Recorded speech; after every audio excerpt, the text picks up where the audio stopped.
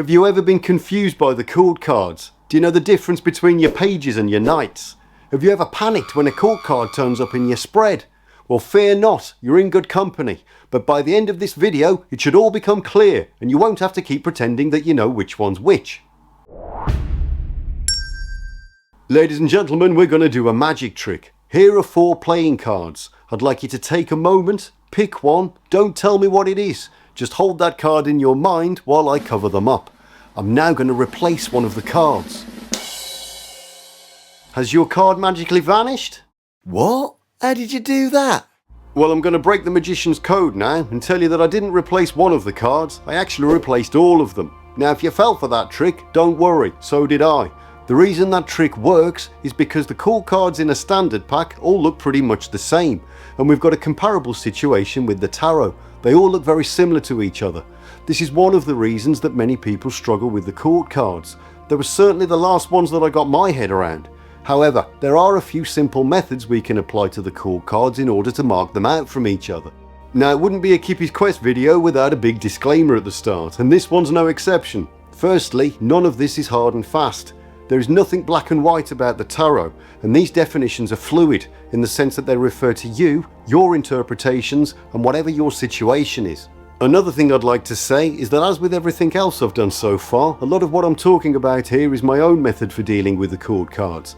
I've taken on board the writings of people I respect, such as Rachel Pollock, Lon-Milo DuQuette, Mary K. Greer and Barbara Moore, and then I've adapted them into something that works for me. I hope that you'll do the same thing with these videos, adapt the information into something that works for you.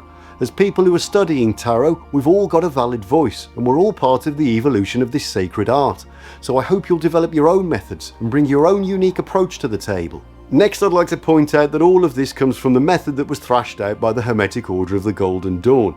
There may be other systems, but this is a channel dedicated to the theory and practice of ritual magic, so the Golden Dawn reigns supreme here. Not least of all because they pretty much invented the modern esoteric tarot, and that's probably why we're all here now.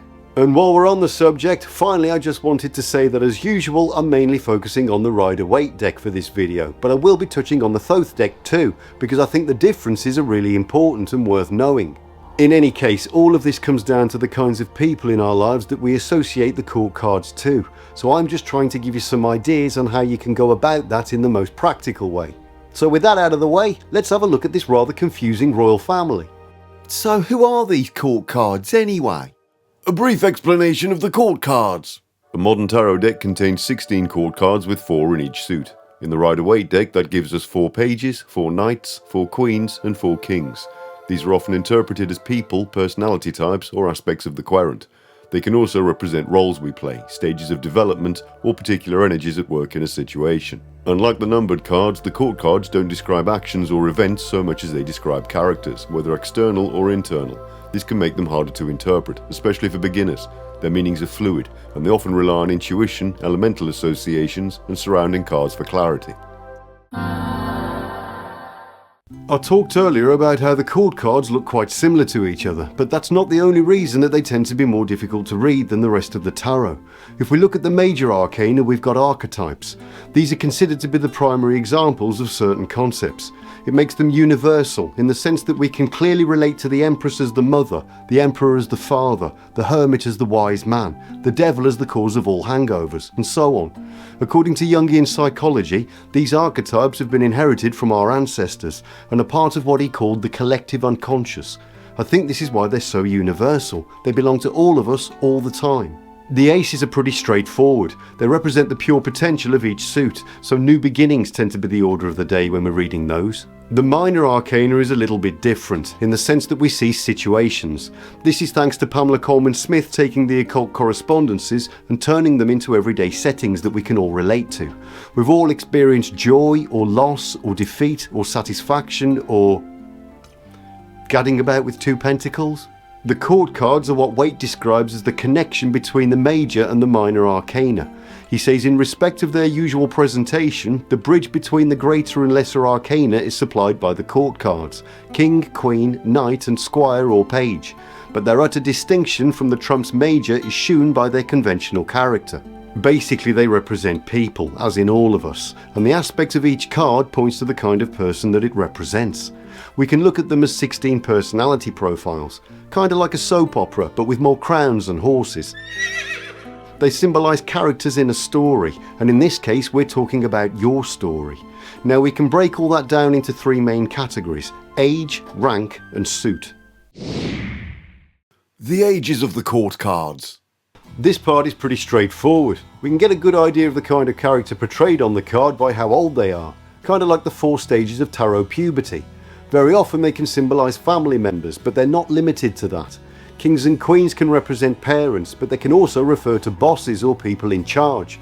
Just as easily they can signify a couple who don't have kids, so this all depends on your own unique situation. Pages are generally considered to represent younger people. That can refer to children in your life, like your own kids, nieces and nephews, or your friends' kids.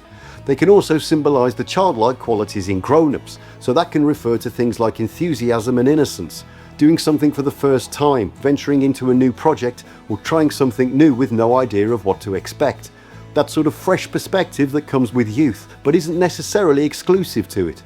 Inner child work can fit with the pages too. I've talked about this before, but it's a therapeutic practice that involves connecting with and healing the younger parts of yourself that may carry unresolved emotions, trauma or unmet needs.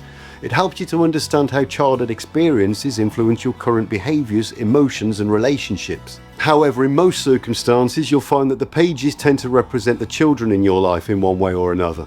That can include students and people who've left school and started work. It's interesting that parents still refer to their children as children, even when they're all grown up with kids of their own, so it all comes down to how you define the young people in your life. We get some overlap with the knights, as they traditionally refer to adolescents. Now that is quite a nebulous term these days. I remember being a teenager and thinking that anyone in their mid-20s was an old fart, but as I get older they look more and more like kids to me. I also think the definition has changed over the years.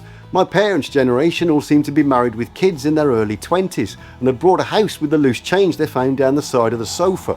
In any case, knights refer to whatever you consider to be the people in your life who are older than children and are making their own way in the world, but still have a youthful drive and energy. Knights are all about movement and action, and we've all got that aspect in ourselves. Kings and queens represent grown-ups. The most obvious connection is to parents, whether that's our own parents or to ourselves as parents. However, as I said before, they're not limited to that. They basically symbolise maturity, adulthood and authority, so that can be yourself or anyone who fits into that category. Now this is the only time we start to see an apparent distinction between the genders in the court cards. You can take the pages and knights as either male or female, whereas the kings and queens are a little more specific. That's not to say that they're gender exclusive. We've all got masculine and feminine qualities. I've talked before about how I was a single parent, so I've definitely embodied the queens in the tarot as much as the kings. Rachel Pollack says since the kings and queens symbolise different values and approaches to life, they too may signify either a male or a female.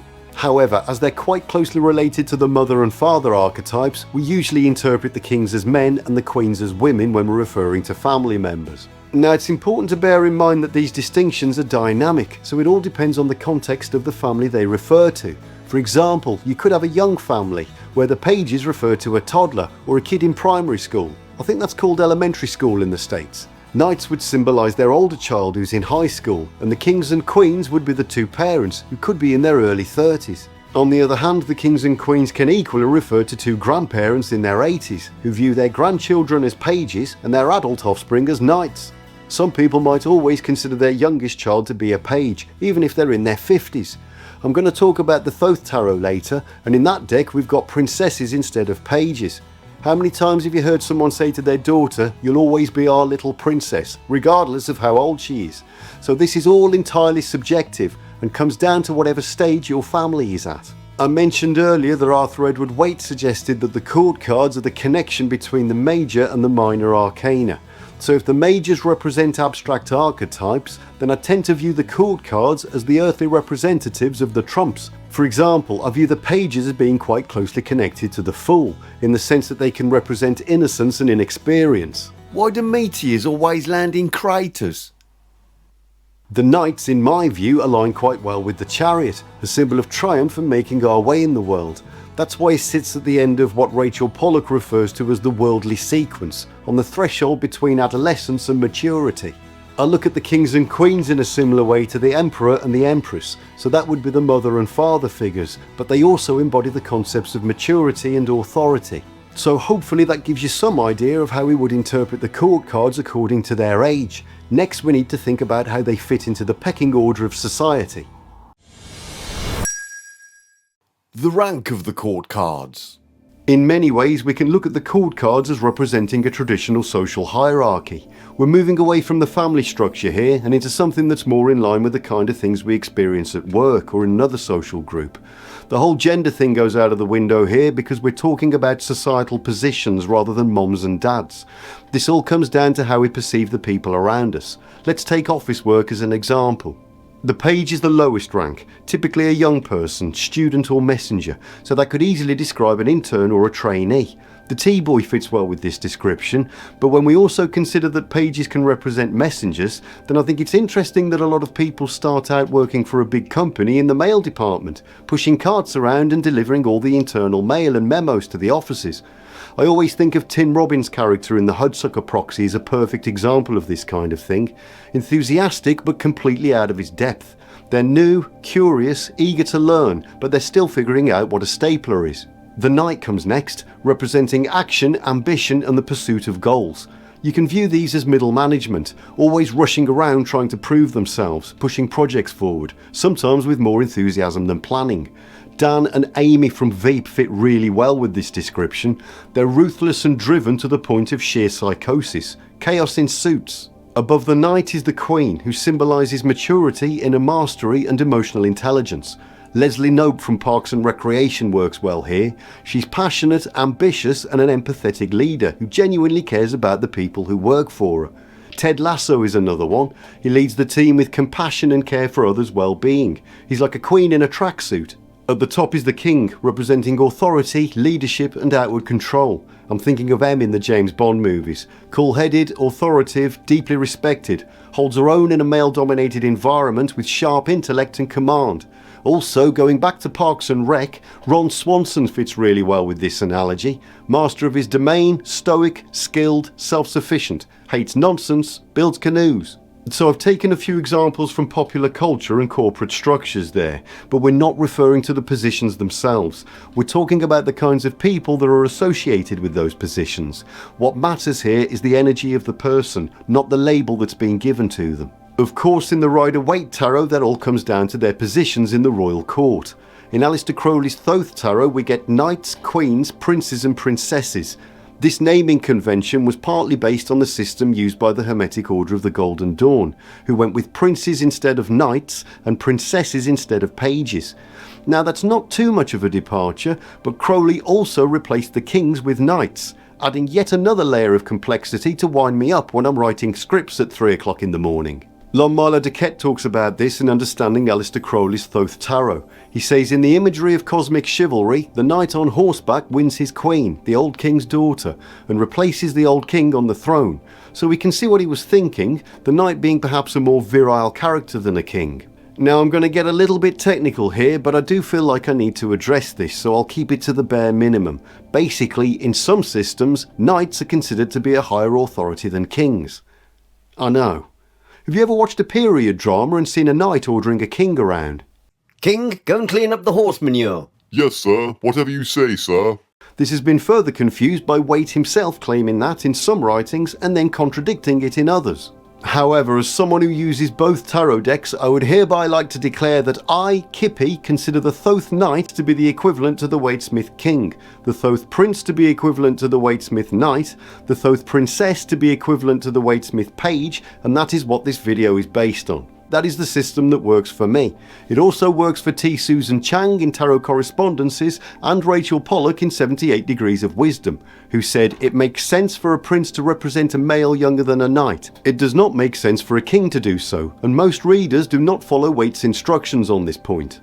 One thing you will notice, however, and I've said this before, is that no matter what deck you're using, no one messes with the queens. Anyway, if you want to put your knights over your kings, your pages over your queens, and your arses over your tits, then go for it. It may not work for me, but this isn't about me, it's about you. So you do whatever comes naturally.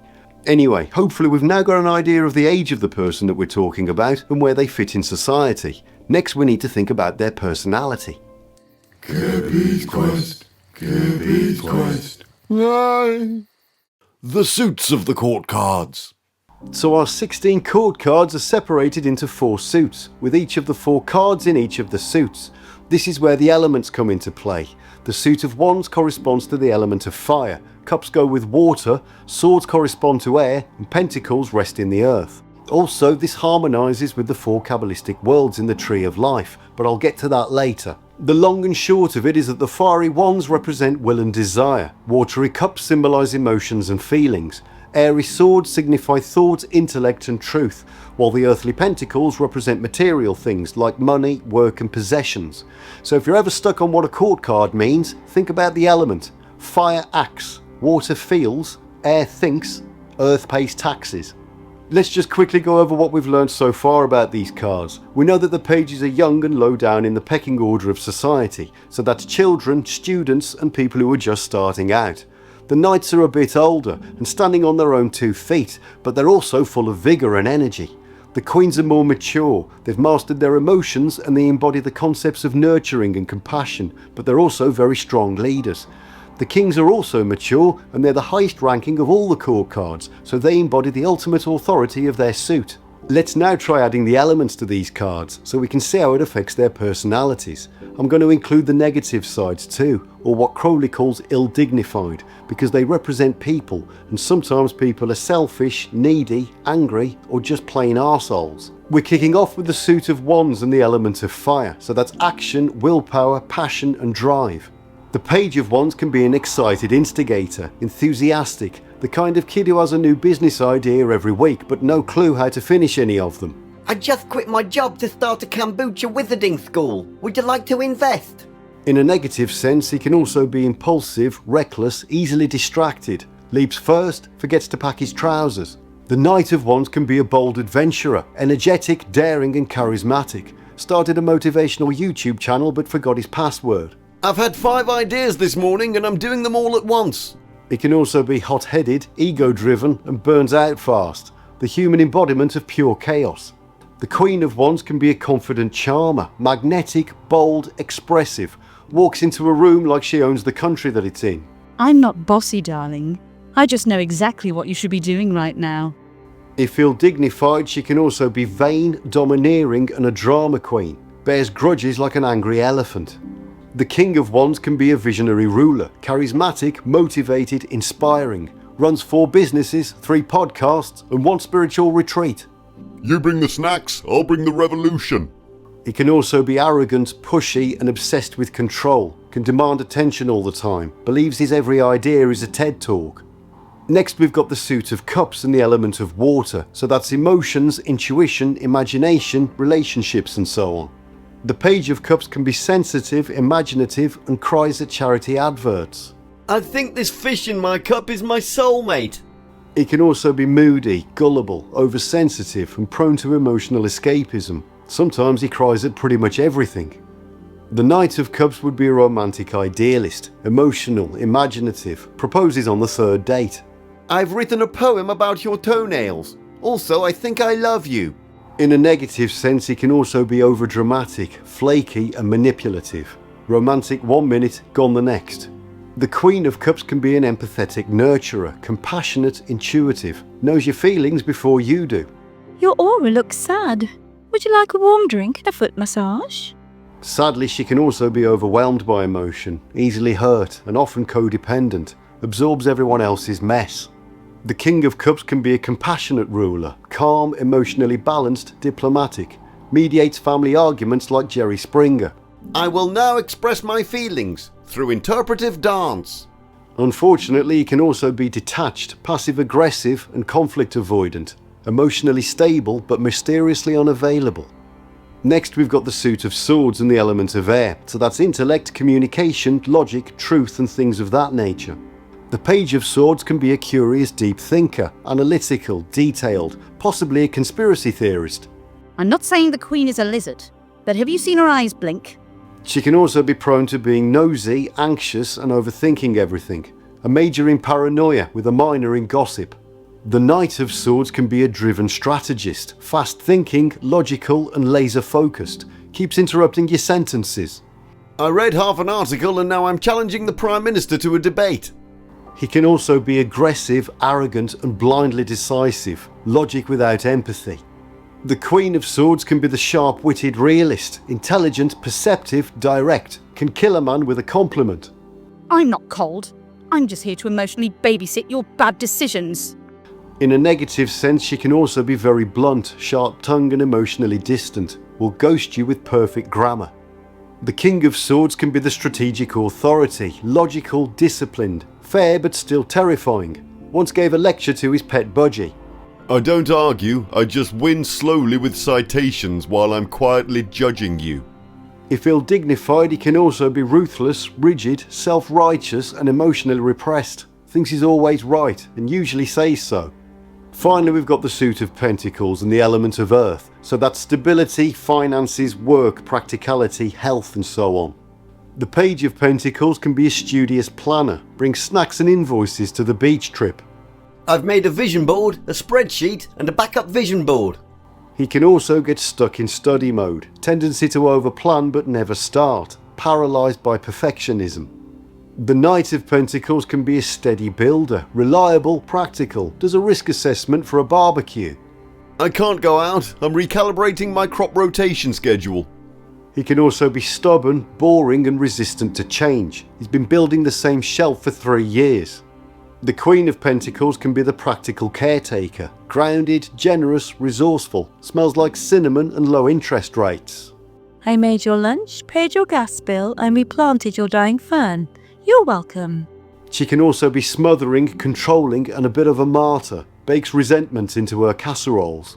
The King of Pentacles can be the master of resources, reliable, successful, grounded, loves his heated shed.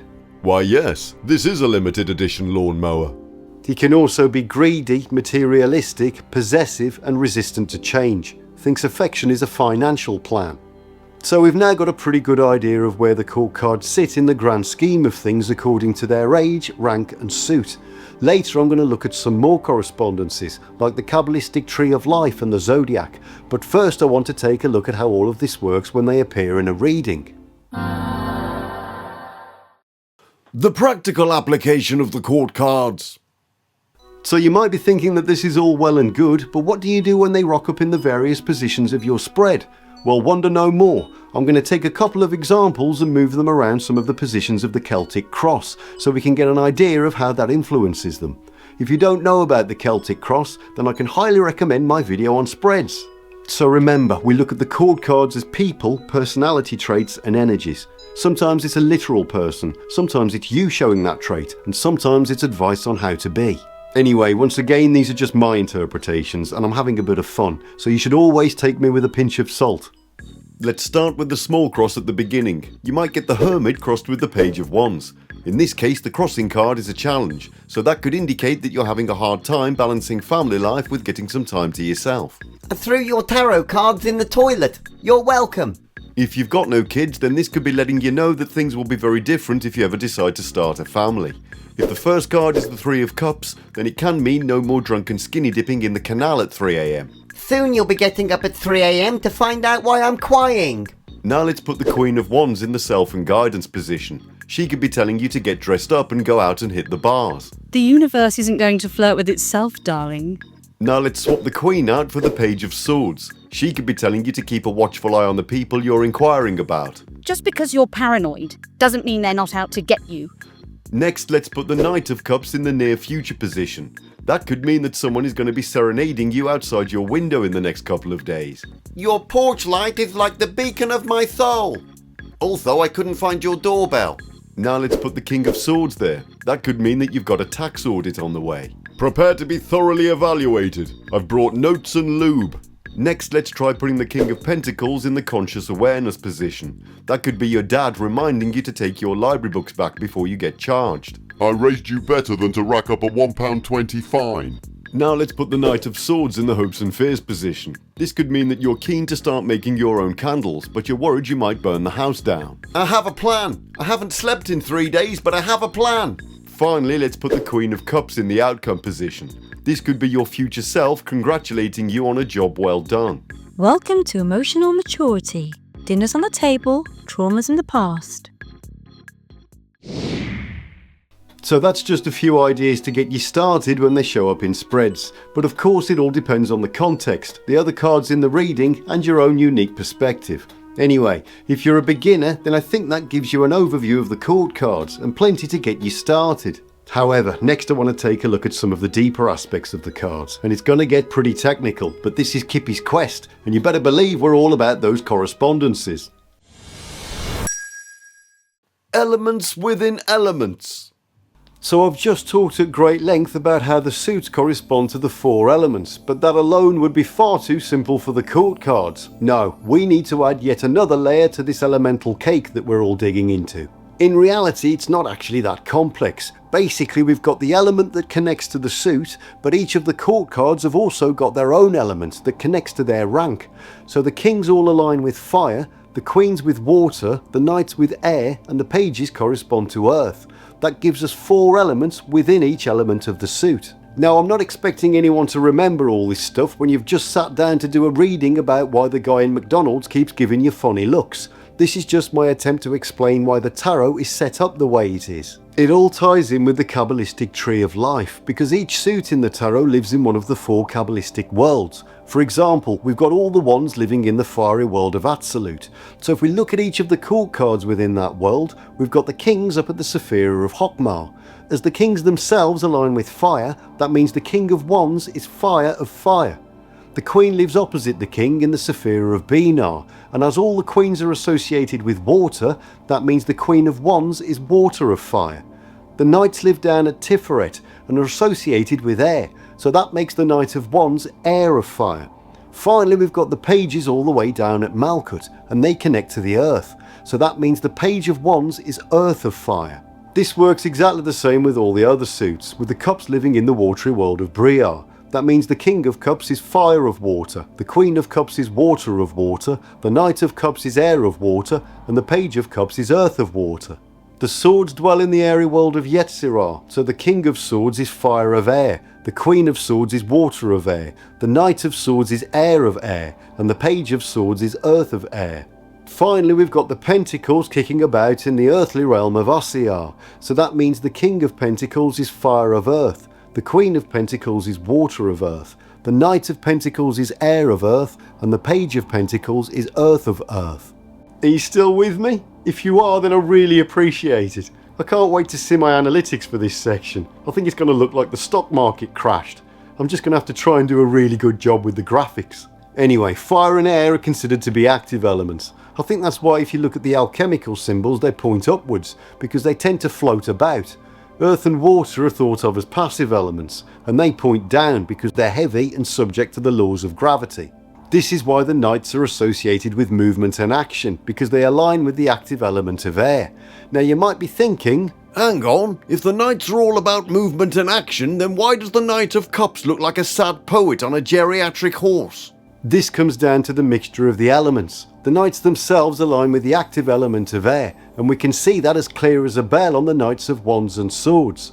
Remember, they represent air of fire and air of air, two active elements. So that's why they're off, charging about like a pair of over-caffeinated madmen in a wind tunnel. With all that air and fire blowing around, it's like lighting a match in a farting competition. The Knights of Cups and Earth, on the other hand, represent water of air and earth of air, so that gives us an active and a passive element. This means that they're still associated with movement and action, but now that energy is directed inwards, so we see them looking a bit more sedate and chilled out. We can see it to a lesser degree on all of the court cards. The kings are obviously older and have more responsibility than the knights, but the King of Wands still looks like he can't wait to jump up out of that chair and start delivering a speech that no one asked for.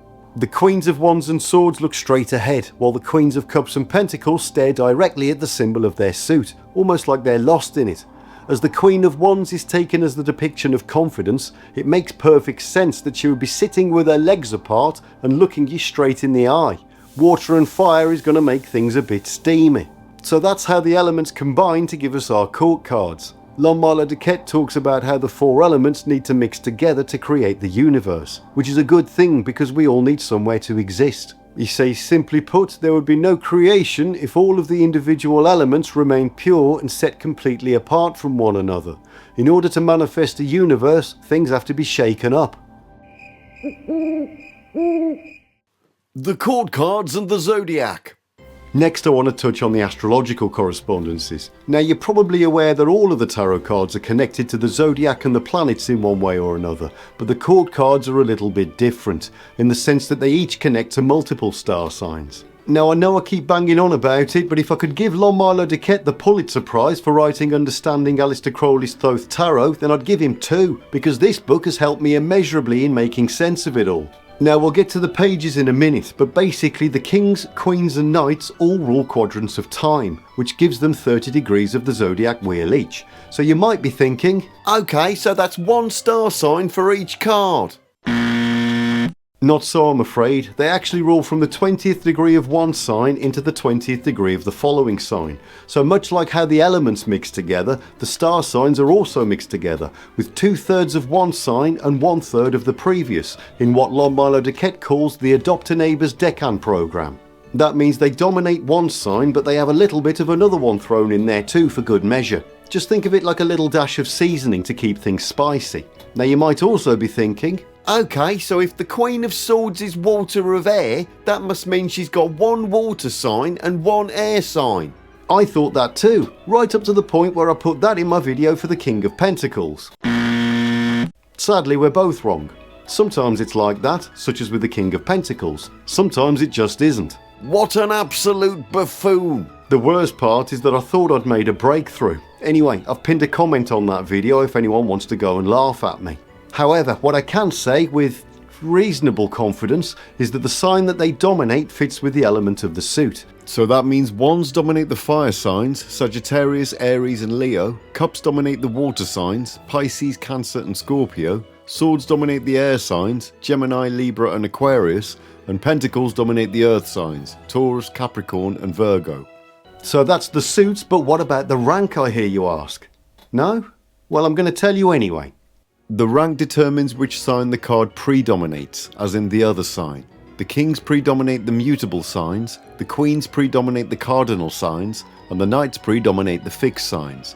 So when we put all that together, it means the King of Wands dominates Sagittarius and predominates Scorpio.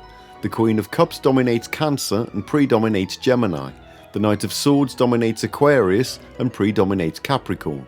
So that's how the kings, queens and knights have ended up with 2 zodiac signs each. One corresponding to the element of the suit and another just so they can have another one. Try as I might, I can't find any reason for the extra 10 degrees of another star sign beyond the fact that they just happened to be in the previous decan on the zodiac wheel, and the fact that the Golden Dawn just wanted to mix them. If you watch my videos on the individual court cards, you'll see that I've tried to enrich the extra star sign with a deeper symbolic meaning. But as Sigmund Freud once said, sometimes a cigar is just a cigar. So that's all well and good, but what about the pages, I hear you ask? No? Look, this can't be completely one-sided. I'm not a performing monkey. If the kings, queens and knights occupy quadrants of time, then the pages occupy quadrants of space. That means they get a whole quarter of the zodiac pizza each. What this means is that not only do the pages get 3 star signs, they also lord it up over the other court cards. Oh yes, the worm has turned. They've gone from the T-boys all the way up to the overlords of the earth. This connects them to the aces because they're also in charge of the same quarter of the wheel that each page is. If we can go back to the Tree of Life for a moment, the aces are up at the Sephira of Keter at the very top of the tree, while the pages are all the way down in Malkut at the bottom. This means that the pages literally draw divinity down into the material world. They might be the lowest ranking in the royal court, but when it comes to the cosmic pecking order, they're about as important as it gets. They're a much purer representation of their suit, so not a million miles away from the aces themselves. I want to finish this section with a quote from Lomas. Now do bear in mind that he's talking about the Thoth Tarot, so that means the pages have been changed to princesses, but it doesn't matter, we're still talking about the same thing. He says, I cannot overemphasize the importance of the ace of each suit and its princess. The ace may be beautiful to look at, but because it's the root, the hidden germ of its element, it is impossible to understand. The princess, on the other hand, represents the end product, the crystallization and materialization of what was purely potential in the ace. In the language of religion, the ace may be worshipped, but the princess can be adored. Well, this video ended up being about 3 times longer than I originally intended, but hey, if a job's worth doing. Anyway, this has been quite a broad overview of the court cards, but it's hopefully given you enough information to be able to work with them when you're doing a reading. If you really want to get into the specifics of each king, queen, knight and page, then you might like to check out the videos that we've made on each individual card. Also, there's a lot of stuff I've left out, such as the Myers-Briggs personality types that were inspired by Carl Jung. There's 16 of those. Coincidence? Well, that deserves a whole video to itself. In any case, thank you so much for sticking around until the end. I'm going to leave you with a quote from Rachel Pollack about how we and the people around us make up the characters in the stories of our lives. She says, "Here is a great secret. We ourselves are myth. We ourselves are stories. Not light imprisoned in gross dense bodies, but light shaped into stories." An Odyssic proverb runs, "Why did God make humans? Because God loves stories." Well, there you have it. 16 characters, 4 elements, a handful of swords, and at least 2 people crying into a cup. May your pages be curious, your knights be focused, your queens be wise, and your kings be tolerable at dinner parties. If you've enjoyed this, then please consider subscribing. Until next time.